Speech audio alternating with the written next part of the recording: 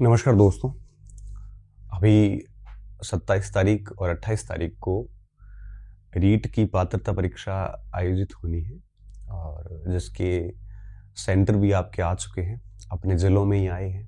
तो ये एक अच्छी बात है कि ट्रैवलिंग टाइम बच जाएगा।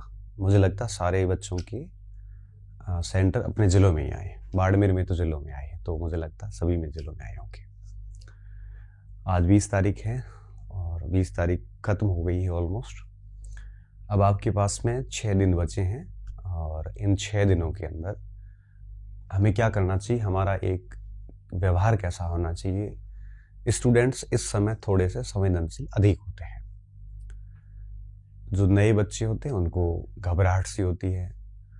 ऐसा लगने लगता है कि अगर पात्र नहीं हुए तो क्या होगा, क्या मैं पेपर ठीक तरह से अटेंड कर पाऊंगा कि नहीं पाऊंगा, क्या मेरे से पेपर मैनेज होगा कि नहीं होगा। मैंने तैयारी तो बहुत अच्छे से करी है, मुझे याद नहीं है इन 5-6 दिनों में मैं किन चीज़ों पे ध्यान दूं, टेस्ट वगैरह दूं कि नहीं दूं, ऑनलाइन दुनिया में जुड़ा रहूं कि नहीं रहूं, अगर मैं पढ़ूंगा मगर कौन से विषय पर ध्यान दूं, किस पार्ट को छोड़ दूं।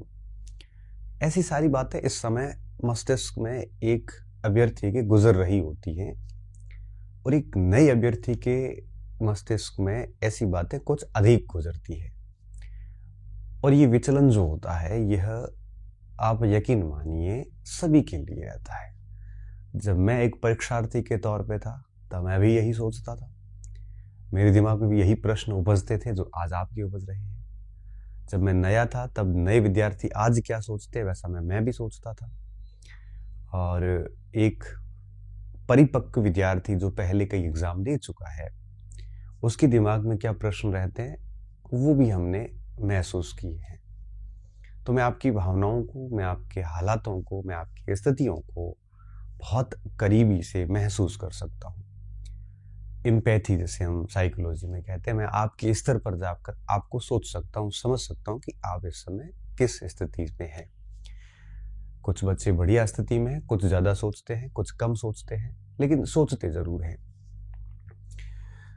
तो आज हम इसी विषय पे बात करेंगे। बहुत अधिक समय नहीं लूँगा क्योंकि आपका समय बड़ा कीमती है इस समय, और 6 दिन का टाइम है और 6 दिन के अंदर कैसे मैनेज करना है।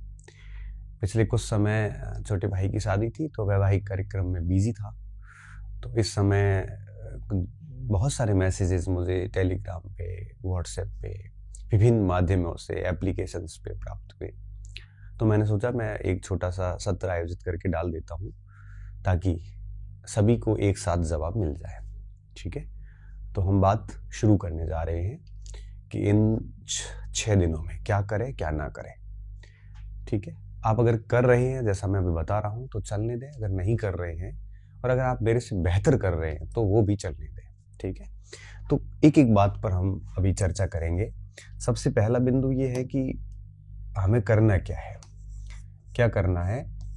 तो ये बिंदु हमारे लिए काफ़ी महत्वपूर्ण हो जाता है। सबसे पहली बात, आपको पता है कि पात्रता 150 अंक की है, 150 के सवाल आने हैं।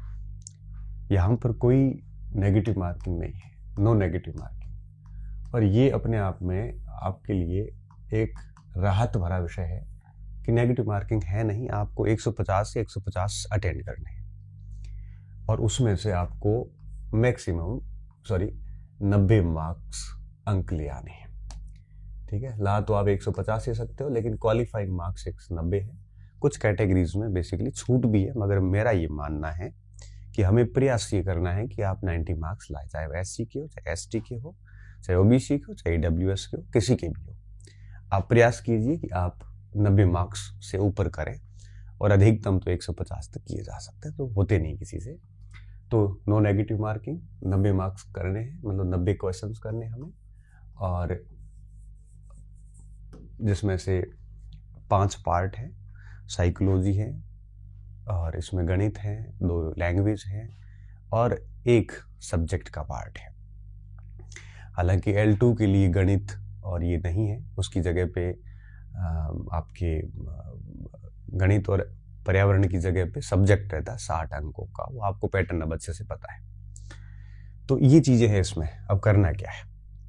अब देखिए, सबसे बड़ी बात ये कि इन 6-7 दिनों में सबसे पहला काम तो ये कीजिए कि अब नया कुछ ना पढ़े, नया देखने की बजाय प्रयास ये करें कि एक बार पाठ्यक्रम को अच्छे से देख ले वापस। ठीक है, 6 दिन में लगभग, अगर अब देखो, अच्छे से देखने का मतलब ये नहीं है कि लाइन टू लाइन पढ़े आप। 6 दिनों में लाइन टू लाइन पढ़ने बैठोगे तो सिलेबस पूरी नहीं होगी।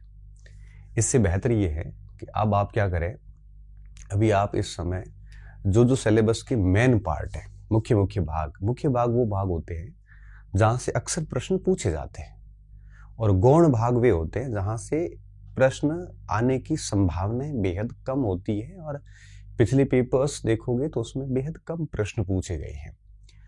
ऐसे टॉपिक होते हैं जहां एक्सपेक्टेड है कि प्रश्न आएगा ही आएगा, और ये आपको पता होता है, एक स्टूडेंट को ये पता होता है क्योंकि उसने पेपर स्टडी कर रखी होती है। ऐसे जितने भी टॉपिक हैं उन टॉपिक्स की हेडिंग देखो, हेडिंग के बाद में मेजर पॉइंट जो आपने कभी अंडरलाइन किए होंगे या साइड में लिखे होंगे या नोट्स बनाए होंगे, उनको फटाफट रिवीजन करें। अब 6 दिन है तो कोशिश कीजिए, 6 दिन है तो आपको पता है कि इतना अधिक समय नहीं है। ठीक है, तो जैसे क्या किया, एक दिन आपने पूरा दिन लेके बैठे और एक दिन में आपने सारे विषयों की शिक्षण विधियां पढ़ ली, सारे विषयों की। ठीक है, जैसे हिंदी की, संस्कृत की, आपके सब्जेक्ट की। अब 120 में से लगभग आपके यूं समझ लीजिए कि 30-40 एक प्रश्न शिक्षण विधियों के रहेंगे। जैसे हिंदी है तो 12-15 रहेंगे, संस्कृत की 12-15 की रहेगी, तो ये हो गई आपकी 20-25 की हो गई। सब्जेक्ट की 10-12 रहेगी आपके, तो ये 35 के आसपास हो गई। ठीक है, और इसके अलावा आप के उसमें गणित है L1 में, तो उनके भी रहेगी। L2 में फिर आपके साइकोलॉजी में ऐसा कुछ नहीं है। तो कोशिश करिए कि 30-40 सवालों को जैसे एक दिन में सारी शिक्षण विधियां देख ली, ऐसा प्रयास करिए। और ये दिन आप रखना कौन सा, ये लास्ट, जैसे 27 को पेपर है तो 26 तारीख को जैसे ये सब देख लो, क्योंकि ये थोड़ा भूल भी जाते हैं। और एक दिन आप कोशिश करिए कि सारा मनोविज्ञान देख लो। ठीक है, क्योंकि इतना पढ़ा हुआ होता है कि एक दिन में मोटा मोटा रिवीजन हो जाता है। अब लाइन टू लाइन की बजाय, रीडिंग बिटवीन द लाइन की बजाय आपको क्या करना है, ऊपरी तौर पे, सरसरी तौर पे आंखों से उसको निकालना है। एक दिन मनोविज्ञान को दे दो, तो जैसे मान लो 25 को दे दिया। ठीक है, अब आप देखो 30 नंबर का मनोविज्ञान और 30-35 की शिक्षण विधियां, तो 60-65 का आपने 2 दिन में देख लिया। अब क्या करोगे, अब 2 दिन आप क्या करो, जैसे आप L2 के हैं मान लो, तो आप उसको सब्जेक्ट को दे दो।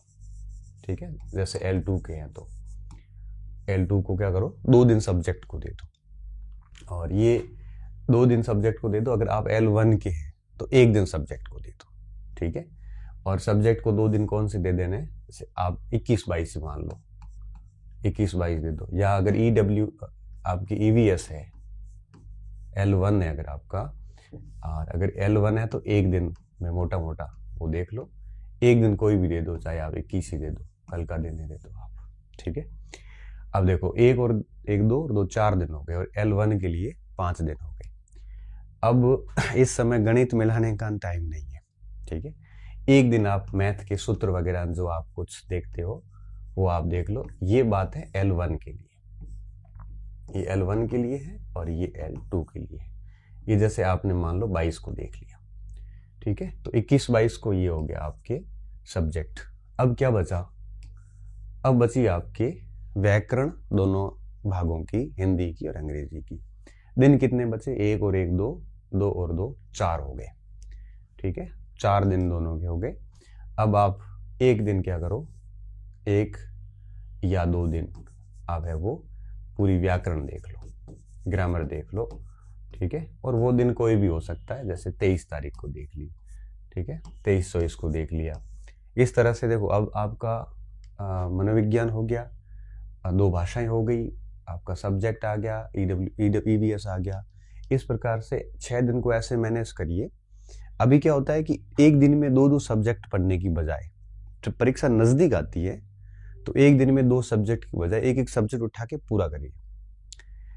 जब परीक्षा बेहद दूर होती है तब हमें दिन में 2-3 सब्जेक्ट लेके चलना चाहिए। लेकिन जब जैसी परीक्षा नज़दीक आती है तो सुबह से शाम तक दिन भर 24 घंटे में 13-14 घंटे निकालिए और सुबह से शाम तक ऐसा टारगेट बना के बैठिए, 6 दिन में एक बार सिलेबस को निपटा दीजिए। इसमें क्या होता है, परीक्षा जब नज़दीक आती है तो नज़दीकी दिनों में वो पार्ट लीजिए जो आप कन्फ्यूजिंग है, जहां आप कन्फ्यूज होते हैं। अब जैसे आपका कोई पार्ट बेहद शानदार है, कन्फ्यूजन है ही नहीं, तो उसको 26 तारीख को पढ़ने की बजाय 21 को पढ़ के पूरा करके निपटा दो।